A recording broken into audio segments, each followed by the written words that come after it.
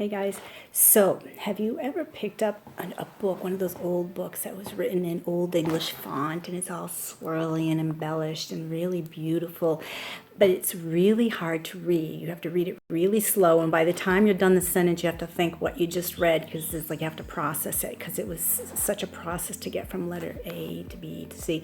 So reading that fancy font, it made it look nice, but it was not practical to read.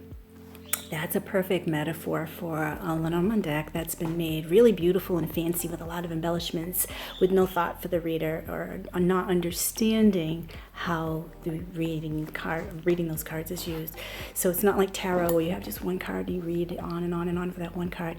All the cards in Lenormand have to be like squished together into one meaning, one little sentence, one little concept. So you have to read them all really fast and put them together like letters in a word or words in a sentence.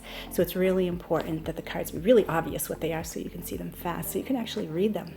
So I have a whole video that's maybe 20 minutes on my YouTube channel, and it's called How Not to Make a Lenormand Deck. And it's for people who want to buy a deck that's clear to read, what do you look for, or people who want to make a deck that's good for their readers. And a lot of artists today have been using that, and it can be helpful. But there's two things I want to add to that today, and one of them is keeping people in the people cards.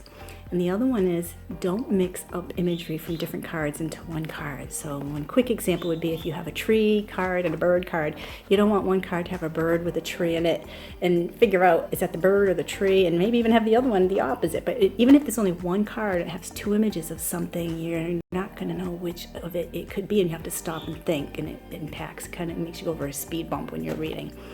So, and it can make you actually read the wrong thing, and I've had that happen. And I'm going to show you some decks where I've kind of like mixed up different cards so you can kind of see how this works.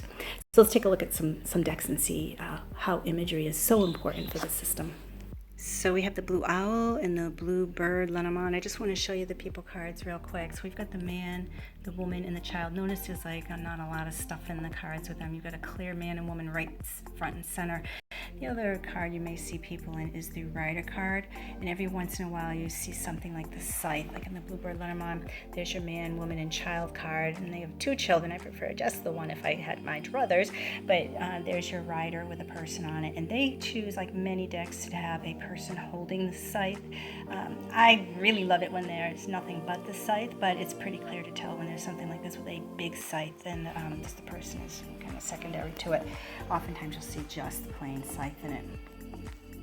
Now let's talk about what happens if you mix up pictures within a deck to be able to sort them out. This is the antiquarian deck, a deck I really like, but I found I was mixing things up. We have I thought was the woman card, but if you look closely, this is actually the snake card. She's got a snake wrapped around her, so this is a snake card. It's got a person in it, which kind of mixes it up. And I thought this was a snake wrapped around. Oh, there's a snake card, but no, it's actually some kind of, I don't know if it's a ribbon or a fish or a sea dragon around an anchor.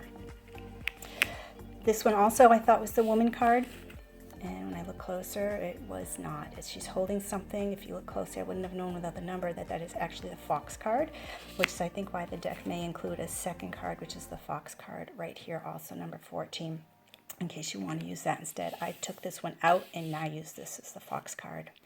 Let's talk about another deck that also has a lot of stuff in it. The Heraldic Lenormand is a beautiful deck. I love the antique style. It looks like ink, like pen and ink drawn on parchment paper. But what I've done, when you're reading Lenormand, you don't read the words. You look at the imagery and you start seeing the pictures and blending them. And I've covered up the words here with a newspaper so you can kind of experience what I did. This looked to me like a cross. This looked to me like it could be a tree. This also looked like a tree. I'm like, we've got actually here, this is a crossroad, which should be a path with a split in it, a decision. So this one really threw me.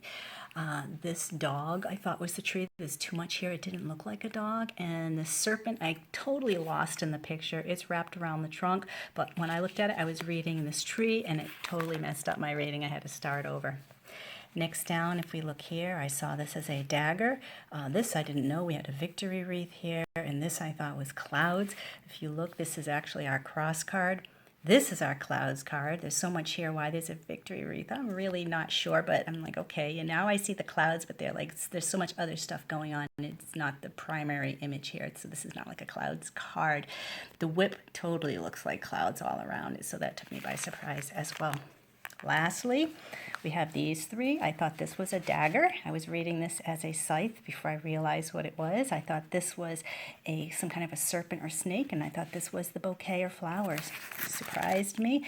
This is nothing but the letter. It's a scroll all curled up. This was the key. The key got obscured by this larger serpent, so it is not the primary image. So you see this image first, and this gets lost.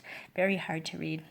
And the garden looked more like the flowers, so that threw me as well. So while as beautiful as this deck is, I can't read well or fast with it, and it messes me up enough where I'm like feeling like I just put it aside because I was reading the wrong things in each card. So when you pick out a deck, make sure the images are bold, upfront, simple. You don't want clutter. You don't want the theme to override what you're looking at with all this stuff. Just keep it very simple because Lenormand is meant to be simple images put together as a unified concept. There's a lot going on when you're reading it, so you want to keep it as simple as possible. Enjoy your readings.